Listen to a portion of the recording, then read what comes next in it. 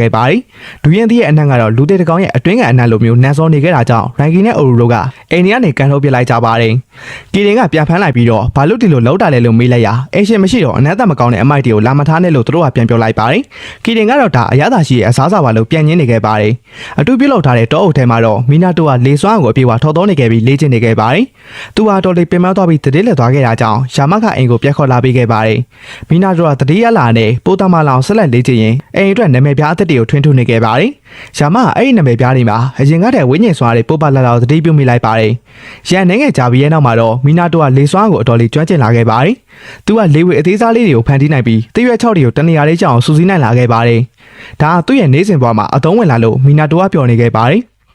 ဖူဂျင်ကိုယ်တိုင်ရောက်လာခဲ့ပြီးမီနာတိုကိုကြီးစုစကားပြောလိုက်ပါတယ်။မင်းသားဆက်ပြီးတော့လေးချင်းရင်ရန်သူတွေကိုအင်ကိုတော်နှစ်ချမ်းခွဲအောင်လုံးနိုင်လိမ့်မယ်လို့ပြောပေမဲ့အကြမ်းမဖက်လို့တဲ့မီနာတိုကတော့ထိတ်လန့်သွားခဲ့ပါတယ်။ရိုင်ဂျင်ကလည်းရန်သူတွေကိုတရားစင်းနဲ့တစ်ချက်လောက်တော့ပြည့်ကျည်တဲ့နယ်လို့တိုက်တွန်းပေမဲ့မီနာတိုကညှင်းဆန်လိုက်ပါတယ်။မီနာတိုကယာမရဲ့နောက်လိုက်လေးတွေဘယ်ရောက်နေရလဲလို့မေးတဲ့အခါမှာတော့ယာမကသူတို့လည်းအရင်တကားတောင်ဘွားဝင်းညင်ဆိုရေးဆိုင်တော့ဘာမှမလုံးနိုင်ခဲ့လို့အခုအတူရောင်တောအုပ်ထဲမှာတရားမှတ်ပြီးတော့လေးချင်းနေကြလို့ပြောလိုက်ပါတယ်။ဒါပေမဲ့တကယ်တမ်းမှာတော့အဲ့ဒီနောက်လိုက်လေးတွေကတရားမှတ်နေတာမဟုတ်ဘဲနဲ့စူပေါင်းပြီးတော့အိပ်ပျော်နေခဲ့ကြတာဖြစ်ပါတယ်။အဲ့နောက်မီနာတိုကစုတာတဲ့တရွက်6ပုံထဲမှာကစုံဦးတွေကိုဖုတ်လိုက်ရာရှာမနဲ့အိုရူတို့ကအရန်ကြိုက်သွားခဲ့ကြပါတယ်။ရိုင်ဂျီကတော့အစားအစာထက်ဝိုင်တော့ရတာကိုပဲပို့ပြီးတော့နှစ်သက်နေခဲ့ပါတယ်။ရိုင်ဂျင်နဲ့ဖူဂျင်တို့ကတော့ငါတို့ကမင်းထက်တောင်ပိုကောင်းကစုံကိုဖုတ်နိုင်တယ်လို့မီနာတိုကိုကြွားလုံးထုတ်နေခဲ့ပါတယ်။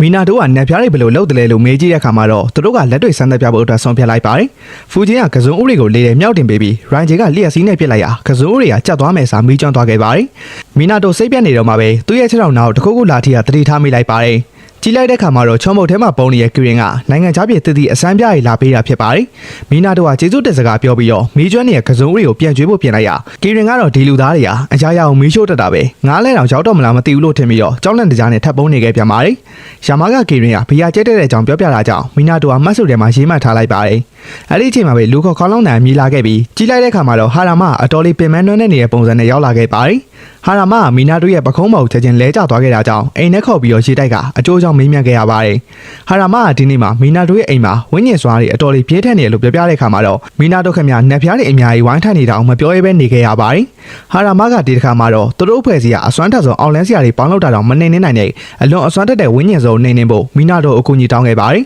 ။လုံငယ်အပက်ကကျင်းစာတဲ့နေတဲ့အယုတ်တွေကိုဖះเจ้าတစ်ခုမှလာအပ်ခဲ့ပေမဲ့နေနေဖို့ပြက်ကွက်ခဲ့ရကနေဝင်းညင်စုံကဖះเจ้าတစ်ခုလုံးတိမ့်ပတ်လိုက်တာဖြစ်ပါတယ်။အခုဆိုရင်အဲ့ဒီနေရာမကောင်းတဲ့အငွေသက်တွေအရန်ထူထမ်းနေရကြောင်းဘယ်သူမှအနာကိုမကက်ရဲကြတော့ပါဘူး။အဲ့ဒီဖះเจ้าကတခြားမတူညီတဲ့ dimension တစ်ခုတွေရောက်